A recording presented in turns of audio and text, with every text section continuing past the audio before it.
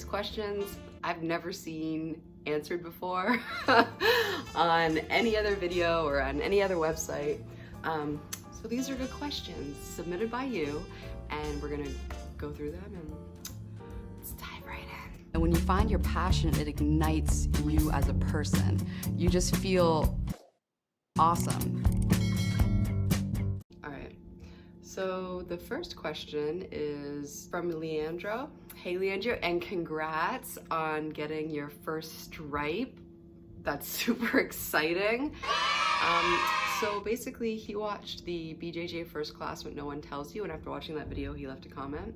And his question was, Crystal, would you please do a video about the pain and what to do in the first 3 to 4 weeks of starting BJJ?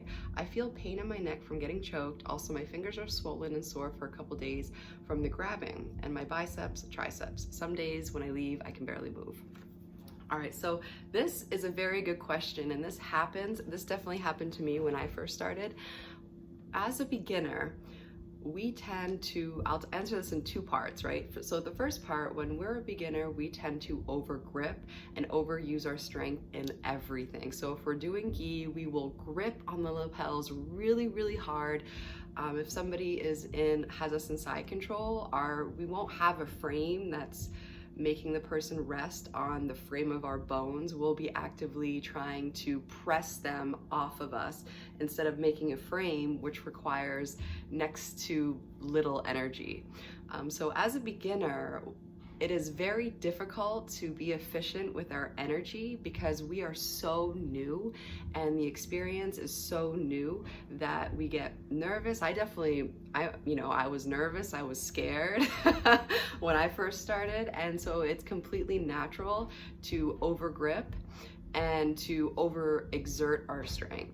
So the solution to that problem is to just be very mindful and try to use frames over trying to bench press somebody off of you, especially if you're on the bottom of side control, and look at your grip strength. And the second part is, after a while, our body acclimates. So when you're doing jiu-jitsu, when you first start, especially that first 3 to 4 weeks, you're going to experience more soreness. And part of that, I also did a video on how to choose your rolling partner as a beginner, so definitely watch that video because I go over some key concepts that can help you reduce some of the soreness. And this might be a 3-part answer. And the third part is, when they talk about the BJJ lifestyle, I mean they mean it. The BJJ lifestyle, it's like you have to take really good care of yourself in order to get your body to recover well, because rolling is intense and jiu-jitsu is intense. So that's what makes it, like you always hear, like BJJ saved my life, because it's really hard to have a crappy lifestyle and do jiu-jitsu.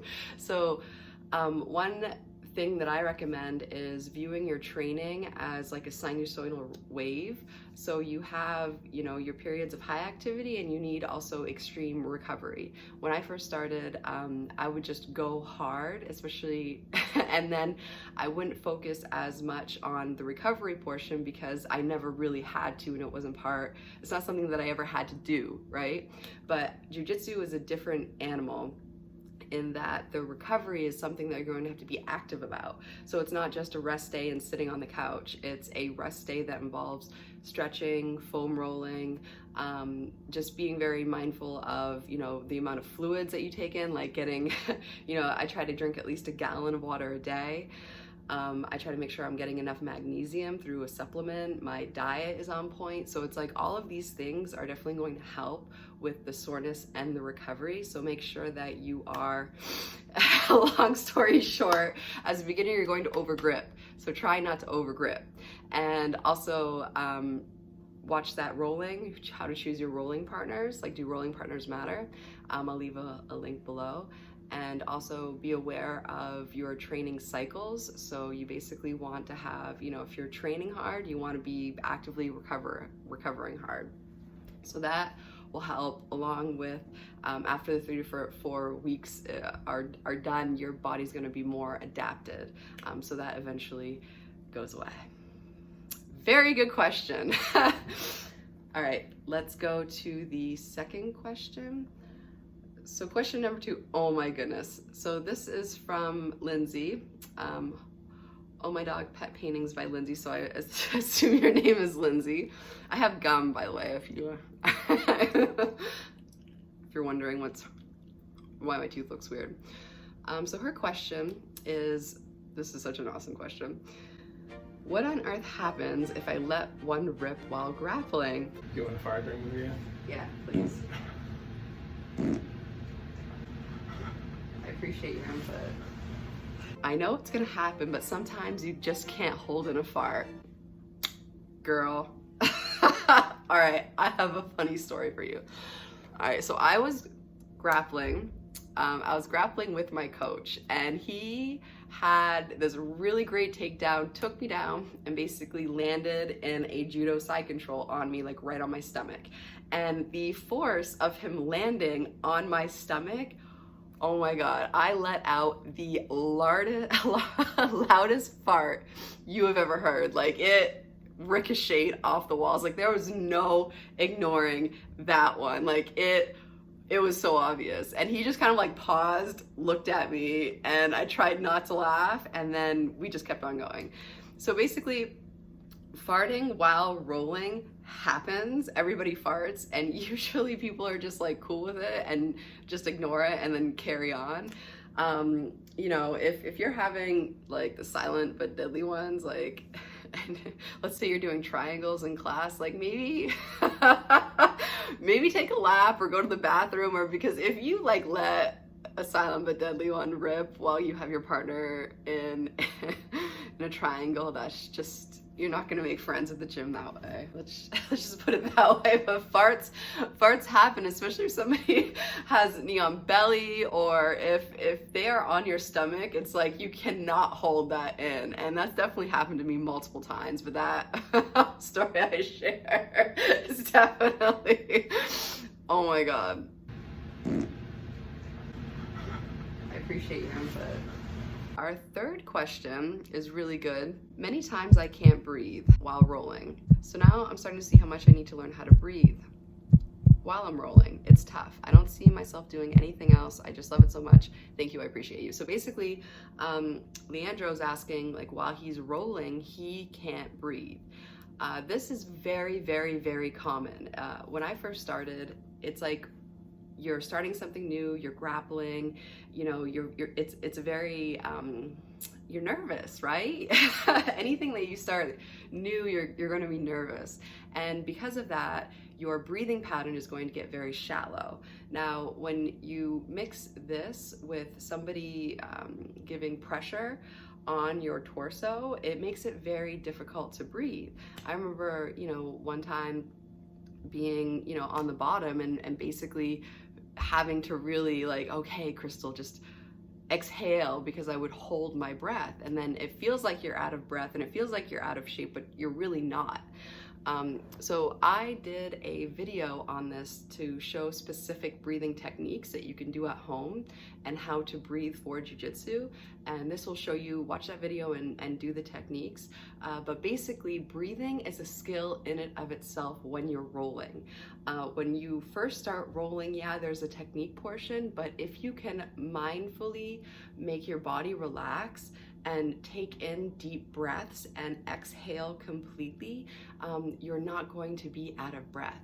The majority of the out of breathness comes from the nervousness factor of being new. So if you get more experience in addition to being focused on your breathing pattern, like that's key right there. So just when you're rolling, focus on your breathing. You know, that is a skill in and of itself, just being able to breathe in high pressure situations, which is great, because if you can operate in high pressure situations, this translates to all of life, which is really cool.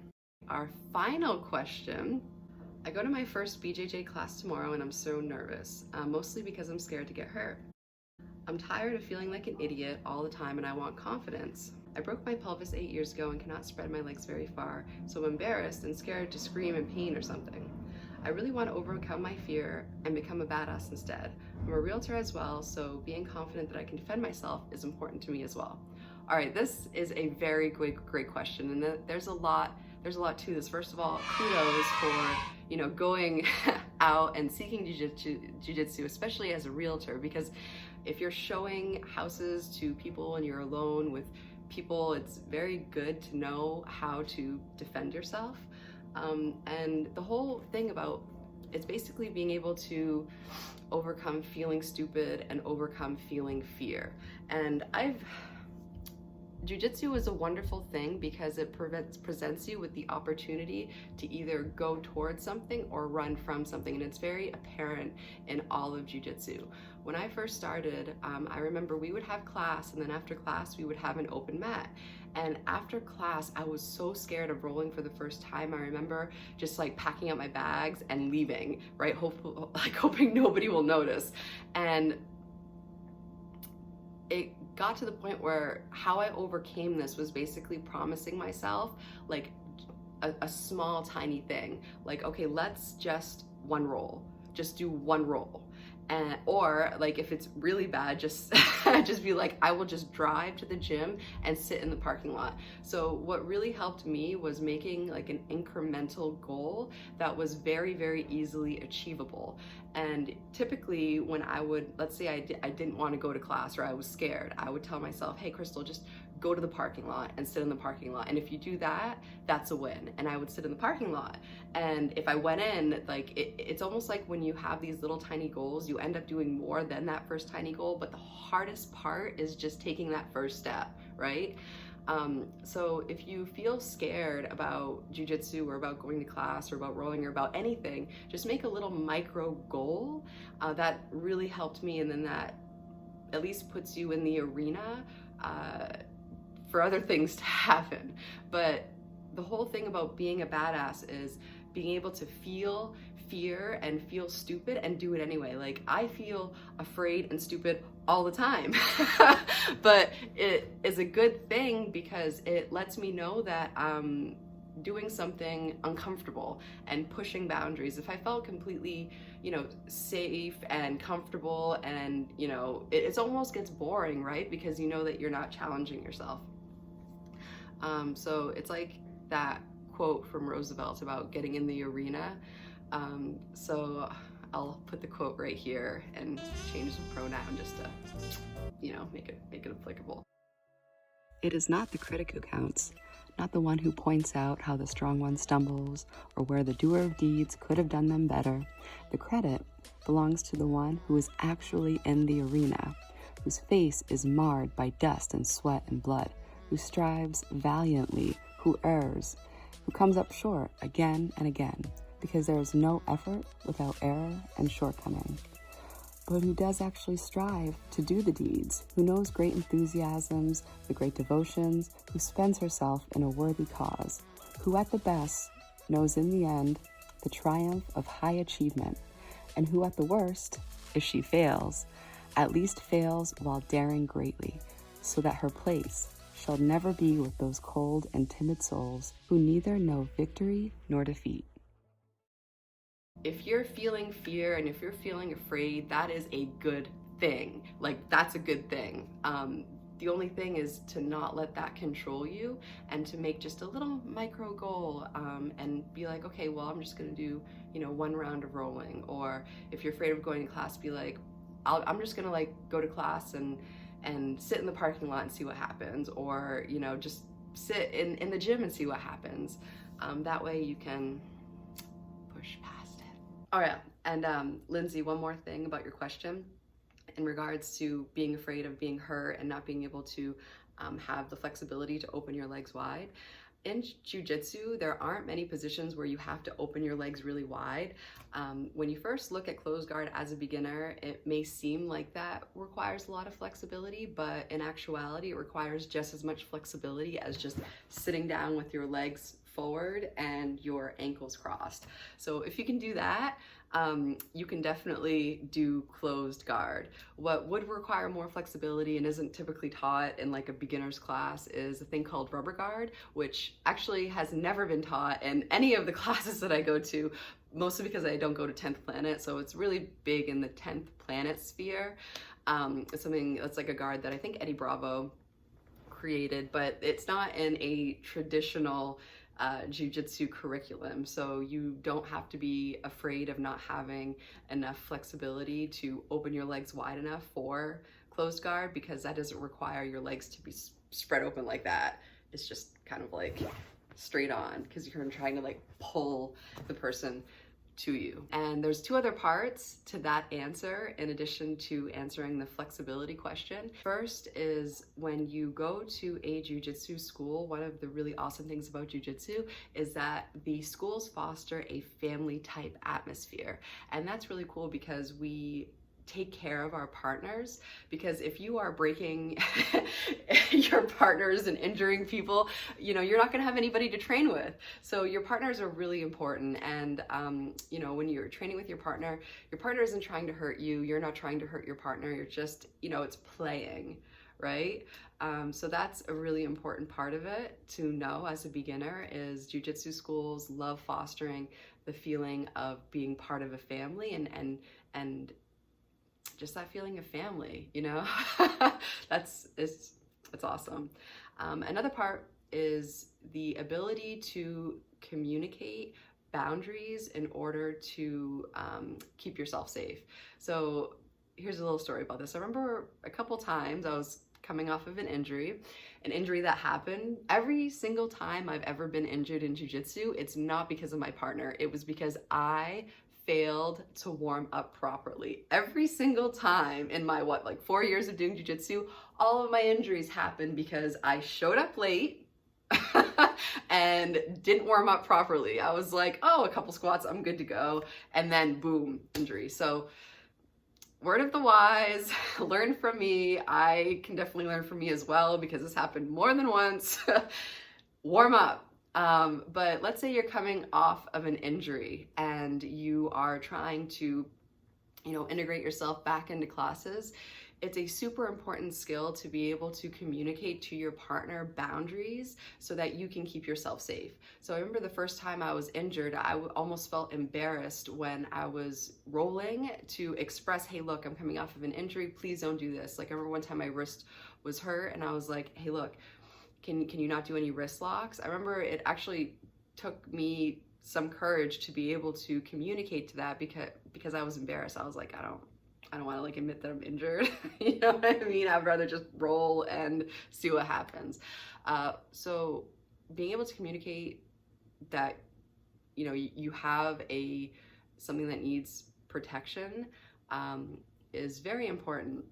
So I remember for my wrist, I like wrapped my wrist to make it really obvious, and I would tell my partner before we would start class or before we start training, hey, look, I have this injury, you know, can you please not do any wrist locks? Can you please try to go easy on it? That way, you know, they're aware. And sometimes if they were to forget, I would remind them during the roll. So yeah, so bottom line is that, you know, our traditional curriculum of jiu-jitsu, which involves closed and open guard, doesn't require much flexibility in terms of being able to, you know, do a split. So you're good there. And also jiu-jitsu schools foster a family type atmosphere, and people, you know, actively try to protect their partners. So that's really good. So it's a safe environment. And then finally, you know, if you do become injured, which I have become injured, but that was only because of my stupidity of not warming up. But if you're trying to come back from an injury and you have to roll while you're injured, you know, telling your partner, hey, look, these are my limitations beforehand, like that is a skill in and of itself. And I definitely, you know, recommend doing that. That way, everybody knows what's up. You know what I'm saying? If I tell you that my wrist is coming back from an injury and you wrist lock me and I yell at you, like, that's just what's gonna happen. I'm gonna be like, hey, you know, slick, easy on the wrist. Abu Dhabi, calm down. All right, so thank you so much for watching.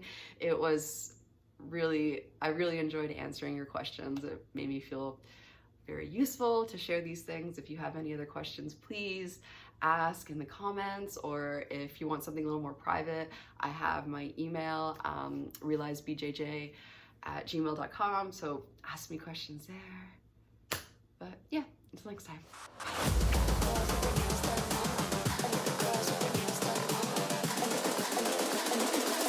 I think the girls with their nails done now.